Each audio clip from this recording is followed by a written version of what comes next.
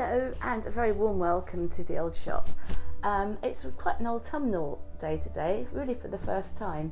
It's been raining, which we haven't had any rain for ages, and it's just grey, and I'm sitting in the sitting room rather than outside, so that's a kind of indication that things have changed, because it has been so hot you really wouldn't have you would have wanted to be outside basically up until now. Anyway, so I thought I would do another video. Well, I've been thinking I'll do another video for a long time, and I keep recording little bits. I must, be honest here.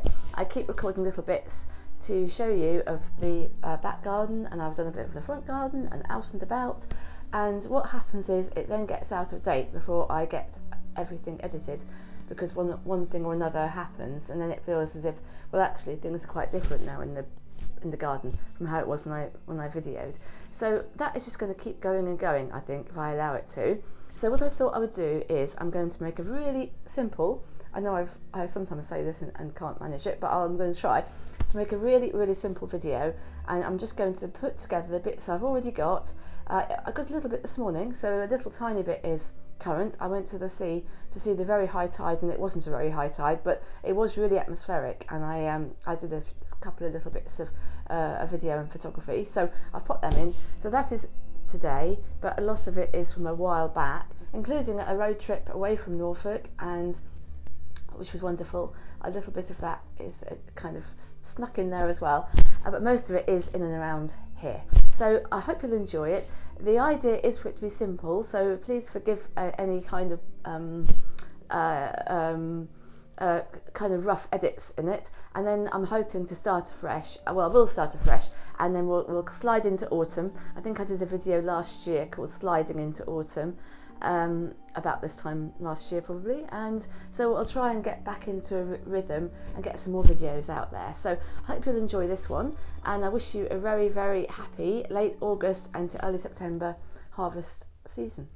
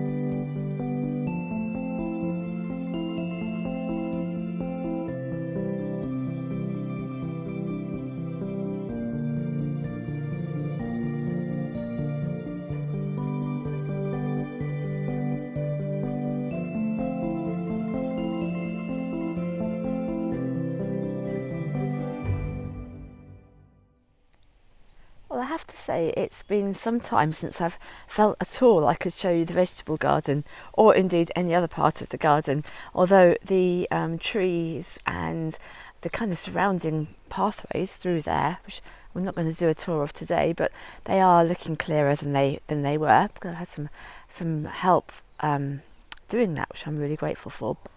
But the vegetable beds are what I want to show you today, because I've just come to a point where I've actually weeded all three of them day by day and watered everything after letting it dry out and really neglecting it quite horribly. And now without me doing an awful lot, I have to say, since putting the seeds in, there's actually some crops to harvest. So I thought we'd have a little look at them today.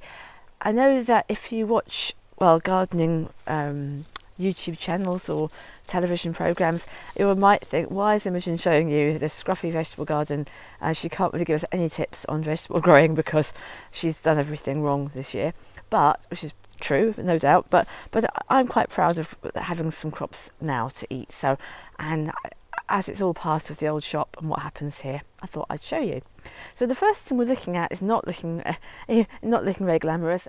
So I know that these just look like dead stems, but if you grow potatoes at all, you'll know that at least sometimes the leaves just die off like this, and when you do get a fork and look underneath, you'll find that there are lots of potatoes. So I'm hoping that's the case this time. I literally haven't tried looking at all, not even a little tentative poke around. So at the end of this section, when I've just shown you the vegetable beds, I'll go and get something to use and have a little go, and we can have a look together to see if anything is underneath. It may be there isn't, but we'll find that out here shortly. So yeah, anyway, I'm going to make my way quite a little bit of a gap here next to the bay tree so I can squeeze through and show you the things.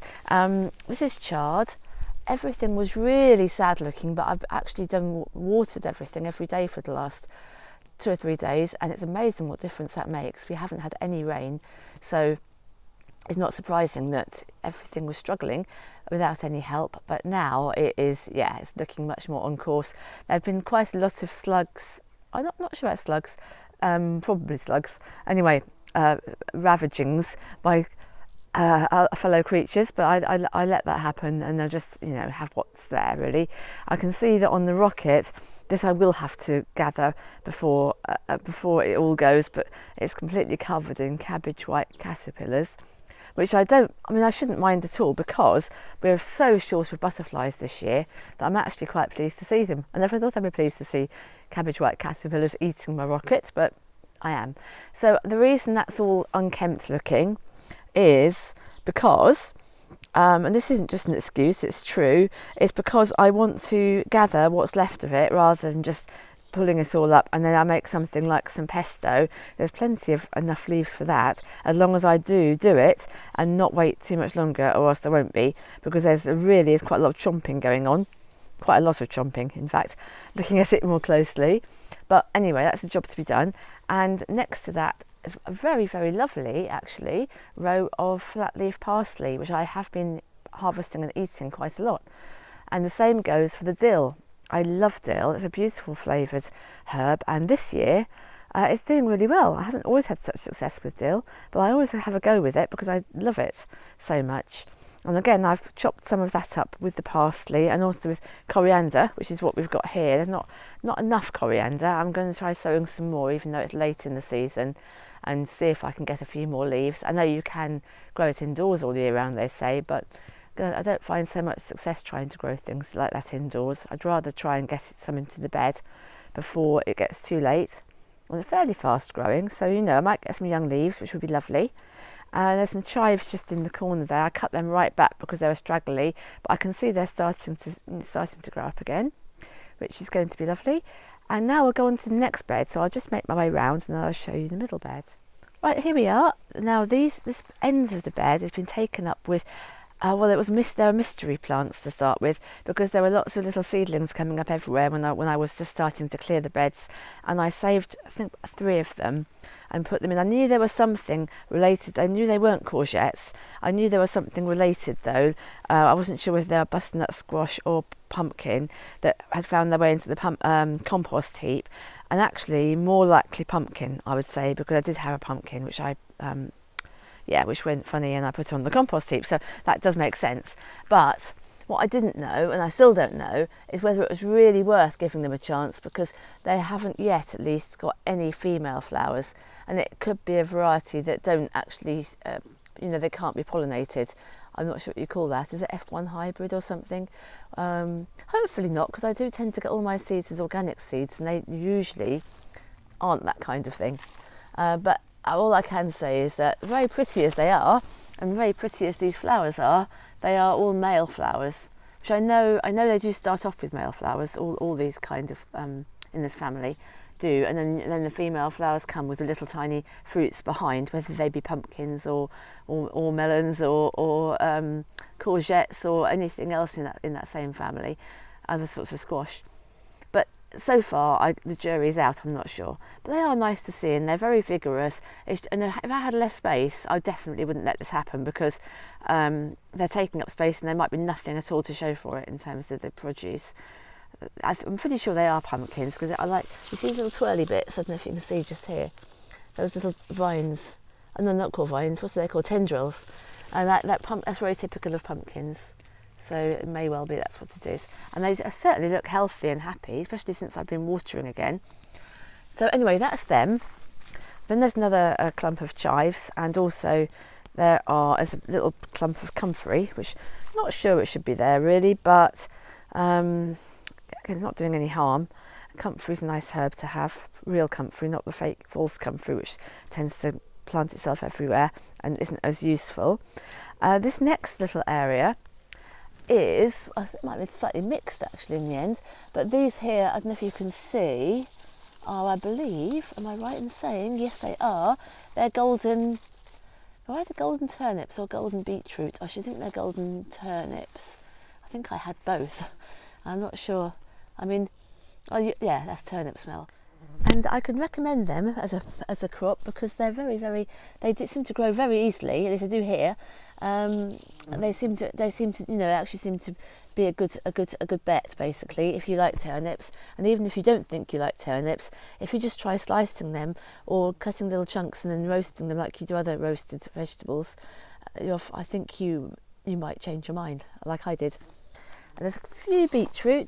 This is a beetroot. They're not looking exactly like they're going to make much of a meal, and they've been in just as long as the turnip. So I don't hold out a lot of hope for them. But even if I get 2 or 3 beetroot, it makes a meal. And here's some parsley next to there. And I think I put that in more recently. It's a curly leaf parsley, but some of that's come up, which is good. And I remember putting in this half row of calendula where I had the seeds. That was saved seed that I had, and they're a very cheerful herb. I haven't used any yet. I'm intending to collect some to dry, which I will do. Definitely will do, and that's quite happy. I just try. The thing to remember with them is to try and remember to keep taking off these spent flower heads. Keep a few for the seeds there to dry out, but if you keep taking off like a lot of plants I suppose, if you keep taking off those flowers you will keep getting more flowers. So I will do that because I would like enough to be able to dry them and use them.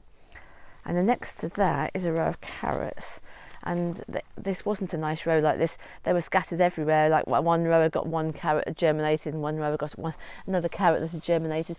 But I did, when they were young, I kind of consolidated them into one row with the spaces between them, and now they're actually doing really nicely. So I should get a good couple of meals of carrots, I would have thought, out of those, and they are looking healthy, which is good.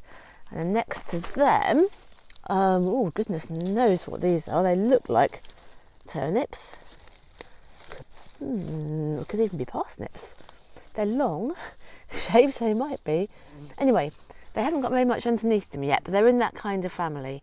So certainly a root vegetable. So I shall just find out. Maybe I don't know. But it's quite exciting not to know, isn't it? Find out when they get a bit bigger. And the last thing not the last thing, because there's leeks here. Now these are getting to the point, if they haven't already got to the point, where I could dig these up and give them their own little holes to grow on in. In fact, that's something I should do. I might harvest the potatoes, and then where they were, I can then start a little leek area. And they can be really successful as long as you do the right thing with them, which is to space them out well. Make a good hole, like with a dibber, deep hole, and just drop a leek into each one, and don't fill it in, just water it, keep watering it till it fills itself in, the hole. And then, that's kind of the received way of doing it. I don't know exactly why, but it seems to work. I suppose you get longer lengths of the actual leek, the white leek, before you get to the green area, if you do it that way, because you get a nice long length. So I should do that. There's more than one variety there, but I didn't get great germination, so I don't know how many. I can see this is different. This is very much thicker leaf, and this is very, very much more delicate. I think there was an early, a medium, and a late variety originally, but I think they just will be what they are now. And the last category, and I am really pleased with these, I started these off in my little cold frame, and they are courgettes, and I just sowed some ages ago now, and 3 of them came up, and all 3 of them planted out, and they've all got really nice courgettes on. I haven't harvested any yet, but there are 4 really lovely courgettes, so I will harvest those and make something out of them. So and no doubt that will encourage more. I hope it will, especially again since I've started watering more thoroughly. They're definitely looking better, and they just were started from seed. So yeah, quite proud of those. And now we'll just go on to the last bed. So there were some quite good things to see maybe in that previous bed. This one is a bit mixed. It's some good and some bad. So these are the runner beans, and that's pretty bad. They kept coming up, and then they kept getting nibbled off right to the bottom, and I kept sowing more, and eventually a few of them have not been nibbled, I suppose because it's later in the season, so there are a few better beans growing up. This one was always good. This is the one that came up in the cold frame, and it seems to have been stronger when it started than others, so it's actually climbed right up this beautiful hazel structure, right to the top there, and hopefully it's got flowers. Hopefully there'll be some that may be tiniest start of a baby bean there. And these are all runner beans, or climbing French beans, some of them I think, whatever I had seeds for still. And the other thing I had, type of vegetable I had seeds for already were peas. And there are some green podded ones, which might be mange too, and there were these purple podded ones, which I assumed were mange too, but I now think, having tried one of the pods and it was tough as anything, I now think that they are a pea variety with purple pods. They have got, so I've got to wait for the peas. That's a nice fat one. Wait for them to get fat like that, and then I can harvest them and eat the peas. And I believe, from remembering, as this is older seed some I had last year, that that the peas inside are green. It's just the pods that are purple, but it's very pretty, and the flowers are pink. I don't think I can see any actual. Oh yes, I can. Here's one down here. There. So they're like little miniature sweet peas, because obviously it's all in the same family, and then they turn into these purple pods, so I can thoroughly recommend those. And then next to that I've got some dwarf borlotti beans, and excitingly these are also producing, and in fact I should be picking these because they're going to get too big. And this is a really nice variety, because borlotti beans are lovely, and you can let them develop and then eat the beans as beans, as like speckledy beans. But I won't be doing that. I think I'll be using them as beans like they are, like flat beans that you can actually chop up and steam, or usually steam and eat. And I can see lots of those, and again they're pretty, as you can see. Well, I know it might not make much difference in fact they're pretty, but why not have some pretty vegetables? And next to them I've got the very sad looking broad beans, not very many, and I didn't stake them, which was not very clever of me. I might just pinch the tops out and see if anything happens with them. It's not a huge number, it's just a few plants. So I do love broad beans, but I think I started them very late as well, so it's not the end of the world if there aren't any this year. That's all right. I've got other things, as you can see. They're the dwarf French beans, the little thin, fine ones like this, which, as organic beans in the supermarket, not only come from places you don't really want them to be flying things from, like Kenya, but also they're very, very expensive, and they're very easy to grow, and you get loads. So I'd always recommend the dwarf French beans, and you haven't got to stake them. They grow really readily, and they always have so many that you end up missing some, like there's lots here that get too big because you just can't pick enough quickly enough. So some of them are those green ones. Again, these are older seed from last year, what I had left over, so can't remember quite what they're called, but I can see here as well some of them are purple. So I seem to have got a bit of a purple vegetable theme going on, but that'll be a nice mixture with the green ones as well. They probably lose some of that colouring when you cook them, if I remember rightly, but I think it might keep a little bit. So that's it, that's the tour of the vegetable garden. Except for one more thing, because I did say at the beginning I'd go and try to lift some of the potatoes, and we'll see if anything underneath. So fingers crossed, that's what I'm going to do now.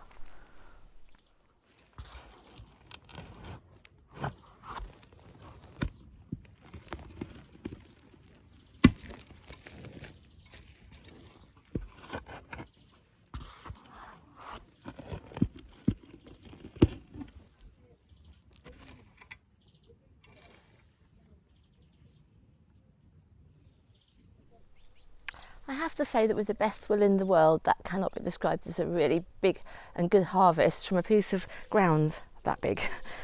And they're tiny little potatoes. So even I can't say this is fantastic. I think I just didn't water them probably when they needed it, and so they didn't develop. They're very tiny. But I have been described before as having relentless positivity, so I shall scrape around.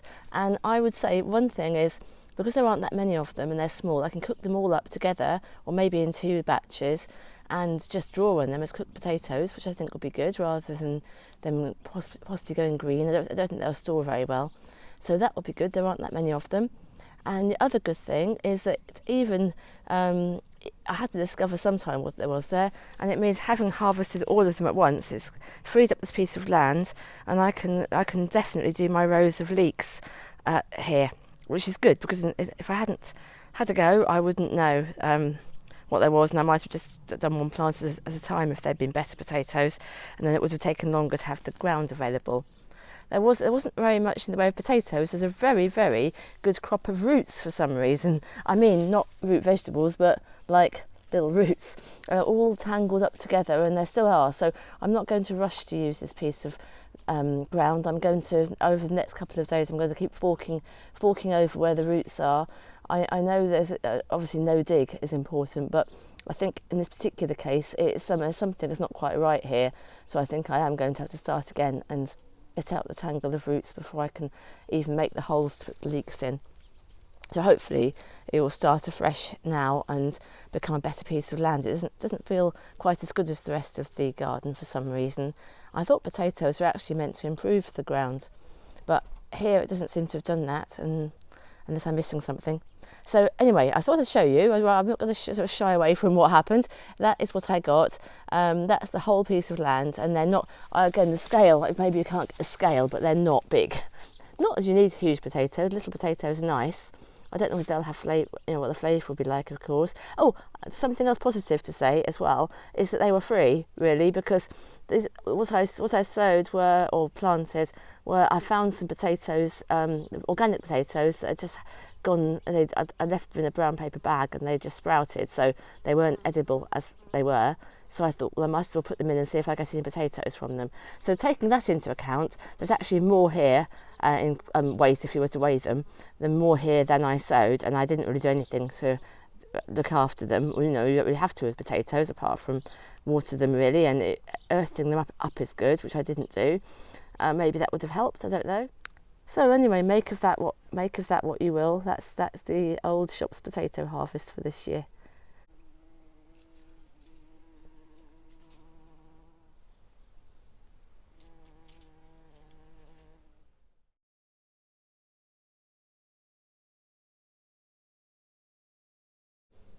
In the Middle Ages, pilgrims who had perhaps been to Walsingham and Canterbury and could afford to travel abroad might board a merchant ship at Great Yarmouth in Norfolk.